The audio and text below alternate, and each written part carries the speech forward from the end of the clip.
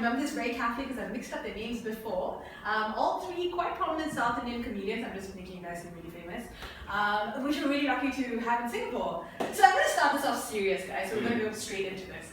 All three of you are quite well known in the South Indian comedy scene. South Indian comedy generally tends to be a combination of Kaudamani, Senthil, Padivela, and it's a little bit more slapstick. How do you think you guys have seen that evolve, and what do you think you guys have done? We didn't have any frame of reference. It has nothing to do with what we ended up doing. Okay. See, of course, we like it, we are influenced by it, but the language is completely different. So, you will see our sentence construction or some of our tropes being similar to the Kaudamani and the sentence that you're referring to. Yeah. But it's completely different. As in, this is a totally different ballgame altogether. So why do you think English stand-up comedy has taken this amount of time? Because, I mean, in Bombay, it's fairly mature scene. You have been to Bangalore quite a bit, Hyderabad. The scene is a little bit more mature. Why do you think it's taken a bit more time in South India? Well, I don't think it's the south of India. It's the main metros that first got the advent of stand-up comedy. All right, it started with the Comedy Store coming to India and opening up the Bombay hub. All right, so therefore the Bombay hub spread very, very organically and quickly. Whereas the other cities, whether it was Bangalore, Calcutta, Chennai, and now Ahmedabad to a large extent, are all growing the circuit by themselves. Okay. So it's not like we're comparing notes with the Bombay comics because they are growing. They had in fact a British management team that came and started it off. Okay. All right. Yeah. Here we're doing it organically. We actually discovered the art form for ourselves. When we started it, we had no idea what the scene was outside Chennai.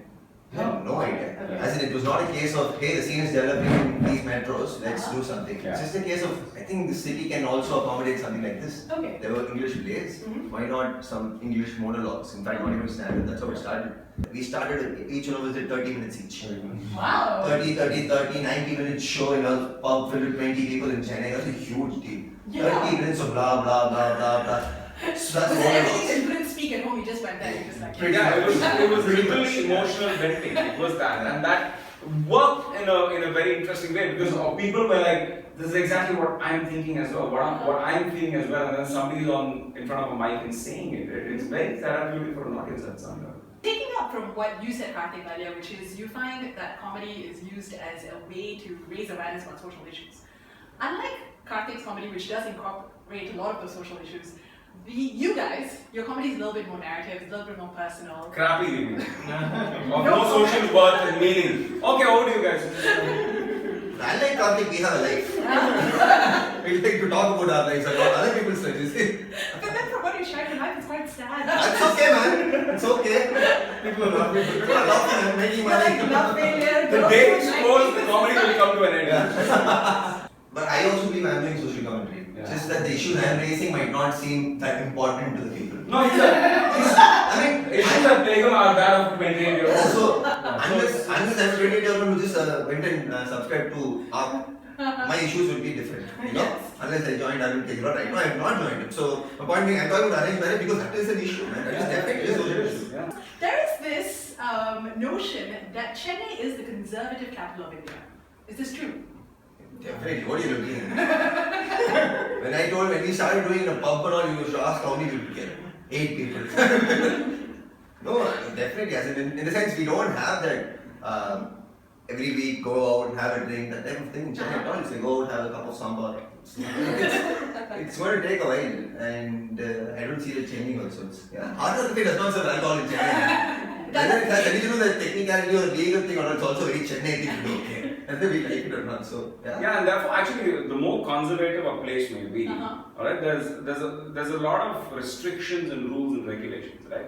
So, which means that if you are now talking against those rules and regulations or mocking or making fun of it, more young people want to hear that. All right, so a lot more repression is there, and therefore, stand-up comedy is a vent to that repression. It's like kind of like an underground movement, right? It's not mass media. Yeah. Stand-up is not appearing on television or in the movies. It's playing in these really dingy pubs and these small auditoriums and stuff like that. So that's literally the underground voice. So the more repressed a society or a culture may be, the more is the need for that outlet and expression and saying what the hell is happening here. You are a veteran in this industry. I did use the word old. grey hair and all. What do you say? I did check. You're the only one with a Wikipedia entry. Do you know that? included myself. Of course, I have no idea. Edit that then. So, being a veteran, what do you think are the difficulties for somebody like Arvind or Bala who are coming into the scene now that you didn't face when you first came in? I can talk about what problems Bala faces. I don't have many problems. Long program. Let's restrict to. No, I think, like for instance, stand-up comedy is a young space, right? Okay, and all of us have had the distinct advantage of starting early. Alright, so today, when we started, we were about 20 comics in the country. Today, there are 500 comics. Okay, he became incredibly popular when there were 100 comics in the world, in the country, India. Alright, and today he's already ahead of the race because now there are 500, and then there are 1,000, and therefore the differentiator is going to be finding your voice. Alright, so in that sense, I think the challenge will be for a stand-up comic to not have to compete with 100 comics and say, oh no, I need to get the funnier joke. You can't be funnier, you can't be louder, and you can't be more entertaining than the other. You can only be unique. And finding the uniqueness is going to be very difficult because people are going to say, run faster, jump higher. And that's not a way to approach art. It's not a sport, it's not measurable.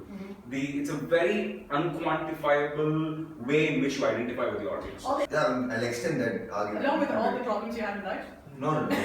Just this argument, like for example, see, for people who are coming now, when you try to be funnier, you have to make mistakes to be funnier. But can you make a mistake today when there's a frame of reference already out there? Now the audience, they know what to expect from a stand-up comedy show. But the biggest advantage we had, there was nobody watching us when we were making mistakes. We were not popular at all. So imagine for 2-3 years we went around we were running on reserve and there were little crowd in our shows. We were making all kinds of mistakes in terms of gauging the crowd wrong, doing the wrong content, bad delivery. We did every single possible thing. And then boom, videos went out and we became viral, blah blah, all that happened. So today we are a lot more seasoned. But then the truth is we make mistakes, man. Now they should be okay making mistakes. They should not look and say, hey, every show of mine should be as good as that YouTube video. Then no, that doesn't happen. You haven't seen the ugly side of our career so far. YouTube video will never show that. It's just 2 minutes. What about the 20 hours and hours of content you've done out there? Except this YouTube video, which will humiliate you completely. So, if you had to give one piece of advice to people who have such dreams, how do you balance it out? She's meaning herself. Of course. What do you advise Asla to don't quit No, you can't don't listen to Karthik because he will kill your hopes. So, if you want to try. Why not you go? There's no middle ground. Okay. To be a stand-up comic, you don't have to be a confident, amazing person who can deal with audiences. It's not about that. It's about being able to see life from a very unique perspective. And he's a very timid performer. So he's a very timid performer. He's not a bang, bang, bang, bang. He comes that quiet, and his constructions of his humor is so sharp. The audience needs to pick on that.